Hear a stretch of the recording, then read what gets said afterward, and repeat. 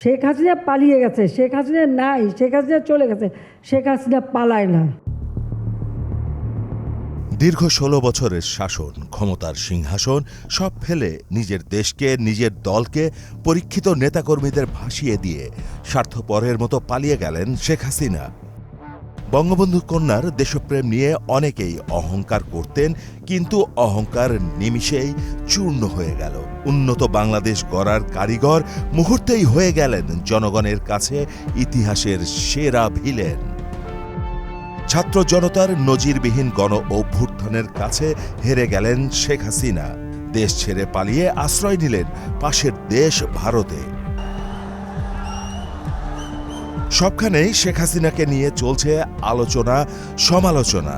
যাকে নিয়ে এত কথা, চলুন জেনে আসি তার জীবনের উত্থান আর পতন। ১৯৪৭ সালের ২৮ সেপ্টেম্বর গোপালগঞ্জের টুঙ্গিপাড়ায় জন্মগ্রহণ করেন শেখ হাসিনা।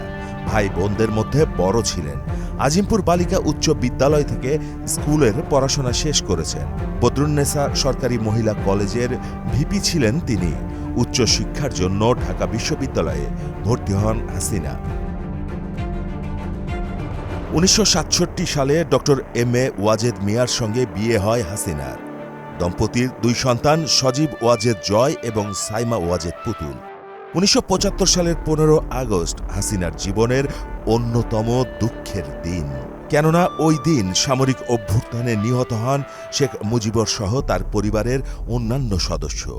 হাসিনা এবং তার বোন রেহানা সেই সময় ইউরোপে থাকার কারণে প্রাণে বেঁচে যান। এই ঘটনার পর ভারত, বেলজিয়াম সহ নানা দেশে আশ্রয় নিয়েছিলেন হাসিনা। ১৯৮১ সালে বাংলাদেশে ফিরে আওয়ামী লীগের হাল ধরেন তিনি। ১৯৮৬ থেকে ১৯৯০ পর্যন্ত বিরোধী নেত্রী হিসেবে রাজনৈতিক আন্দোলনের সঙ্গে যুক্ত ছিলেন তিনি। এরশাদ সরকারের পতন হলে ১৯৯১ সালে প্রধান বিরোধী দল হিসাবে উঠে আসে আওয়ামী লীগ। স্বৈরাচার পতন আন্দোলনের নেতৃত্ব দেন শেখ হাসিনা। সেই সময় বাংলাদেশের প্রধানমন্ত্রী ছিলেন খালেদা জিয়া। ১৯৯৬ সালে তত্ত্বাবধায়ক সরকারের রূপরেখা উল্লেখ করেন হাসিনা। ১৯৯৬ সালে জাতীয় নির্বাচনে জয়লাভ করেন তিনি। ২০০১ সাল পর্যন্ত প্রধানমন্ত্রী পদে ছিলেন হাসিনা। তবে সেই বছর ভোটে হার হয় তার। ২০০৪-এ গ্রেনেড হামলা হলেও অল্পের জন্য রক্ষা পান তিনি। ৩ বছর পর ২০০৭ সালের ১৬ জুলাই হাসিনা তার বাসভবন সুধা সদন থেকে তত্ত্বাবধায়ক সরকারের আমলে গ্রেপ্তার হন। ২০০৮ সালের ১১ জুন প্যারোলে মুক্তি পান হাসিনা। সেই বছরই জাতীয় সংসদে আওয়ামী লীগ বিপুল ভোটে জয়লাভ করে। ২০০৯ সালে প্রধানমন্ত্রী হিসেবে শপথ গ্রহণ করেন হাসিনা। ৫ বছর পর ২০১৪ সালের ৫ জানুয়ারি বিতর্কিত ভোটে আবারও জয়লাভ করেন হাসিনা। ২০১৯ এবং ২০২৪ সালের পরপর দুবারের নির্বাচনে জেতেন হাসিনা। তবে দুটি নির্বাচনই প্রহসন বলে দাবি করে বিরোধী শিবির।